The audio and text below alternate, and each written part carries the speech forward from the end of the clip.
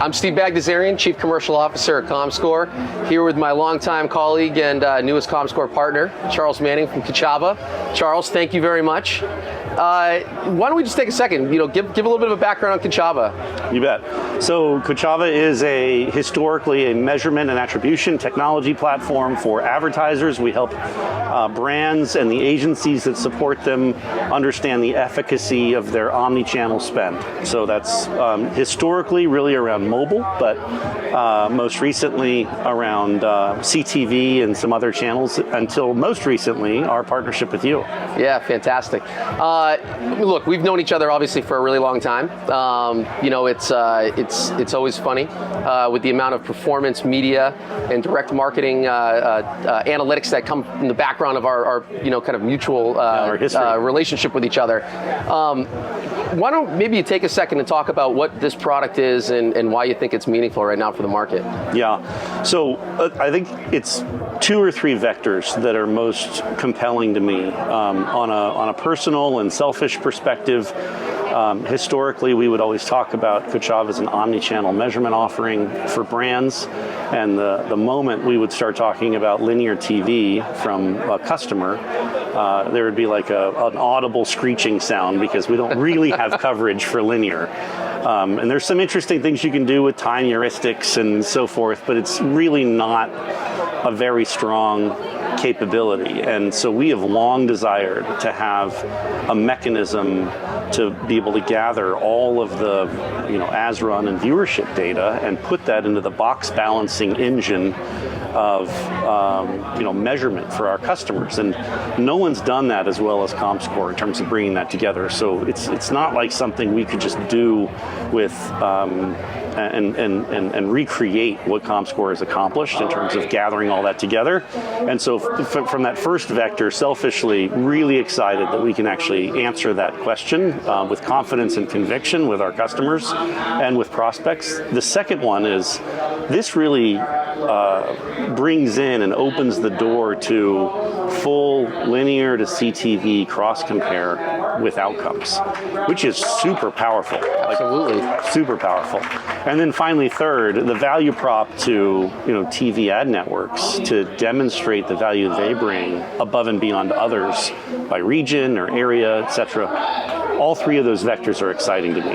And so I think where we absolutely, see share the excitement and see the same value, this is an industry that loves to pit channels against each other. Yeah. And I think when we take the view, at least at Comscore, way to put it. Yeah, well, we take the view at Comscore, right? It's much more oriented around this idea that every channel has its purpose and its role. And I feel like data is finally starting to democratize that reality, right? The media mix that is incorporating traditional channels and new channels, each layer in different aspects of being able to drive that ROI or that ROAS story that a client ultimately is looking, or frankly, the sell side is being able to participate in surfacing the value of the full audience.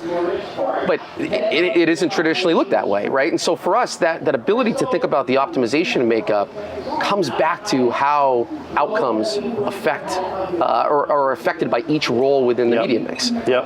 I mean, do you see that media? I mean, I can't imagine for a second that you're not going to see media just becoming more performant and the expectation that each channel has to work hard. But I mean, this is what exactly we've been waiting for. I feel like for a comprehensive view of the cross-media story. Super powerful. So the one thing that you didn't hit on that I thought layers really well into this is not only does all media play its own unique role, but they also play a different role top of funnel versus bottom of funnel. And you inferred that, but right. Didn't say it specifically. And there's a constant discussion around brand versus performance by many others. But as you and I have shared often, brand and performance coexist. Correct. Performance buttresses brand. There's no reason to put your fingers in your ears and say, if I'm running a brand campaign, I don't care about any performance indicator. They absolutely should coexist and be there. And so, yes, that's something I'm really excited about in tying outcomes to exposure with linear and CTV. And cross-compare that with these traditionally hyper-performance-oriented channels, search and social, et cetera.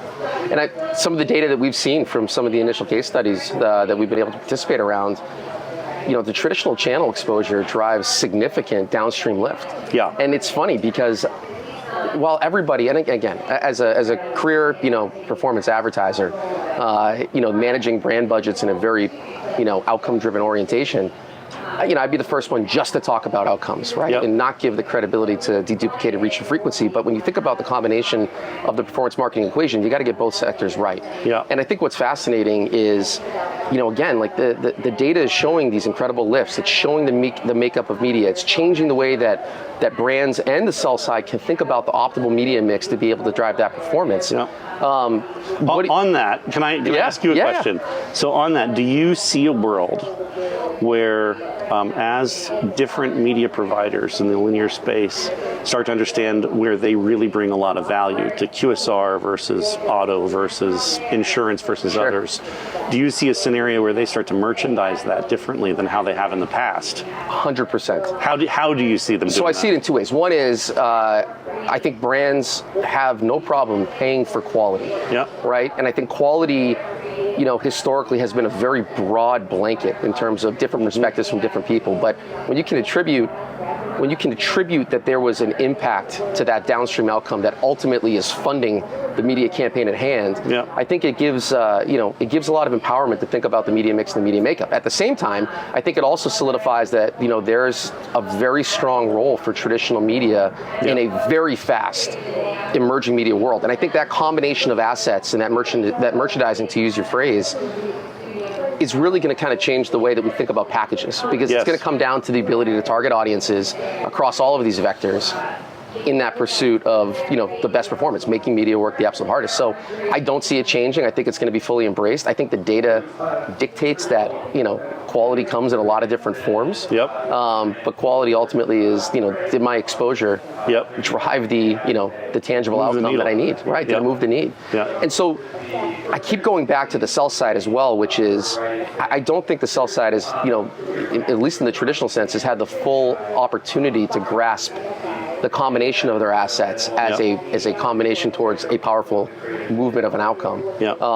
And I think it's just going to be fully embraced. And we've seen some tremendous uptick since we at least announced the partnership at the new fronts. But excited to really kick it off and get this thing in market. Yeah, me too. And one of the great things is not only is this delivering value to the brands, to your point, I think there's a way to start to think about indexing categories of industry. Absolutely. Saying QSR does really well with this combination formula, and these are the kind of outcomes we were able to see in a aggregated private way, but to show that kind of value, and other QSRs can also participate in that scenario. Absolutely, and I think one of the interesting things about the data set that we're both collaborating around on our side, the inherent nature, right? When we talk about local, yes, Comscore is a leader in traditional local television measurement, but the implications that this has for national advertisers that need to optimize for outcomes locally, and thinking about that media mix and the role of traditional media down to the market level and the exposures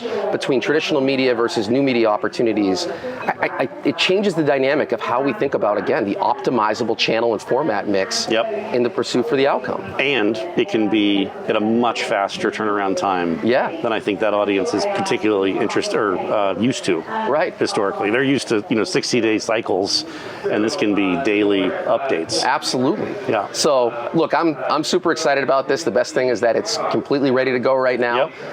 We're excited for it to hit the market. If you have to look over the next 12 months, I'm going to do the classic prediction question. Yeah. I'd love your take. I mean, 24 is an interesting inflection year, right? Everybody uses that term. I look at it as like peak consumer cross-media consumption, which again, when you say that statement, it incorporates all channels, all formats, all devices.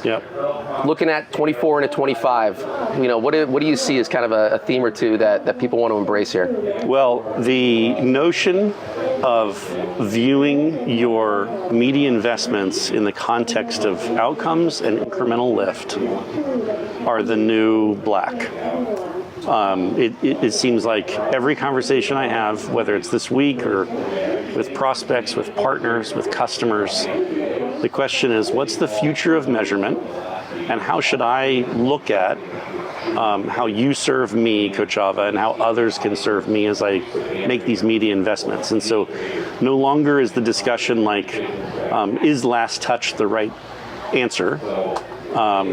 It's much more a help me understand the box and the bow around incrementality and MMM. Yeah, absolutely. And if that's the case, and if we can incorporate this true cross-channel dynamic, I think we really have an interesting recipe on a go-forward basis that also addresses a lot of the privacy concerns that people have talked about, address, not needing to have record-level data.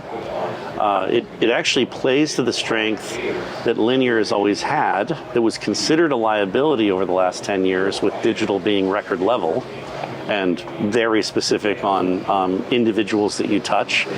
This kind of cohorted, aggregated framework that is incrementality really caters to the assets of linear and what's there today. And let's be honest, it goes right at the heart of navigating the waste conversation. Yep. Right? I feel like, are we creeping into the point now where that concept of, 50% of my ad spend is wasted? I just don't know what 50%, well, now you do. Now you do. Right? Now you have the data that is absolutely attributable back to that end state outcome by you can channel. Change those investments. By channel, by region, by media makeup.